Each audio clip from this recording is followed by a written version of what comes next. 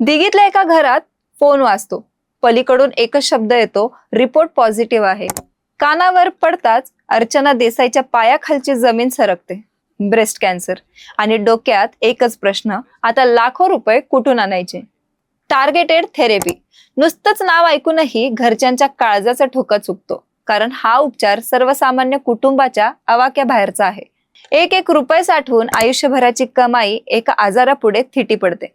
पण ही गोष्ट इथे संपत नाही, कारण अर्चना देसाईची मदतीला धावून आली ती एक यंत्रणा, म्हणजेच मुख्यमंत्री सहाय्यता निधी. त्यांनी केलेला अर्ज थेट मुख्यमंत्री सचिवालयात पोहोचला आणि 11 ऑगस्ट 2026 रोजी निर्णय झाला. तब्बल 1 लाख रुपयांची मदत मंजूर. रक्कम थेट रुग्णाच्या खात्यात वर्ग झाली. कुठलाही उशीर नाही, कुठलीही लालच नाही, फक्त एक अर्ज आणि वेळेत मदत. पण ही एकच गोष्ट नाही. जालना जिल्ह्यातलं रामगव्हाण गाव इथल्या जिजाबाई शिरसाट वयाच्या उतरत्या काळात मणक्याच्या गंभीर फ्रॅक्चरने त्रस्त होत्या. D12 कशेरुका तुटलेली.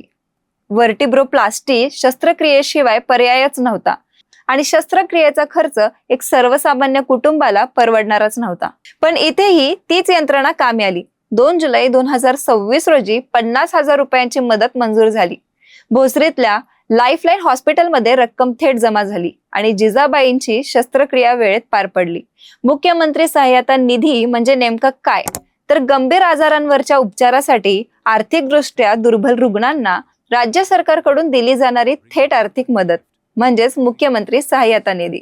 कॅन्सर, हृदयरोग, किडनी प्रत्यारोप, मणक्याचा शस्त्रक्रिया, अपघातातील गंभीर जखमा अशा अनेक आजारांसाठी ही मदत मंजूर होते. अर्ज मंजूर झाल्यानंतर रक्कम थेट रुग्णालयाच्या खात्यात ऑनलाईन ट्रान्सफर केली जाते.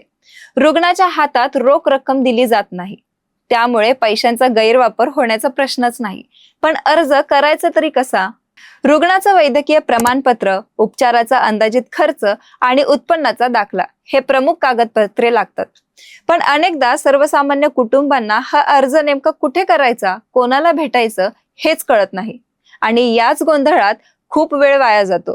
आणि इथेच मदतीला येतं आमदार महेश लांडगे यांचं कार्यालय. पिंपरी चिंचवडचे आमदार महेश लांडगे यांच्या जनसंपर्क कार्यालयातून अशा रुग्णांचे अर्ज व्यवस्थित भरून थेट मुख्यमंत्री सचिवालयापर्यंत पोहोचवले जातात. अर्चना देसाई असोत किंवा जिजाबाई शिरसाट, दोघींचेही अर्ज याच कार्यालयामार्फत सादर झाले आणि दोघींनाही वेळेत मदत मिळाली. तुमच्या ओळखीत कोणी असा रुग्ण आहे का ज्याला उपचारासाठी आर्थिक मदतीची गरज आहे? तर घाबरून जाण्याची गरज नाही. भोसरीतल्या तुळजाभवानी मंदिराजवळ आमदार महेश लांडगे जनसंपर्क कार्यालयात थेट संपर्क साधा. तिथले कार्यकर्ते अर्ज तयार करण्यापासून ते मंजूर होईपर्यंत पूर्ण साथ देतात. गोरगरिबांच्या हिताचा विचार म्हणजेच महायुती सरकार. कारण खऱ्या अर्थाने विकास तेव्हाच होतो जेव्हा गरजू माणसाला वेळेत आणि योग्य मदत मिळते. अर्चना देसाई आणि जिजाबाई शिरसाट यांच्यासारख्या शेकडो कुटुंबांना ही मदत नवं आयुष्य देऊन जाते. अशाच पॉझिटिव्ह आणि खऱ्या बातमींसाठी आमच्या चॅनलला सबस्क्राईब करायला मात्र विसरू नका. व्हिडिओ आवडला असेल तर जास्तीत जास्त लोकांपर्यंत शेअर करा आणि लाईक करा. भेटूया पुढच्या व्हिडिओमध्ये. धन्यवाद.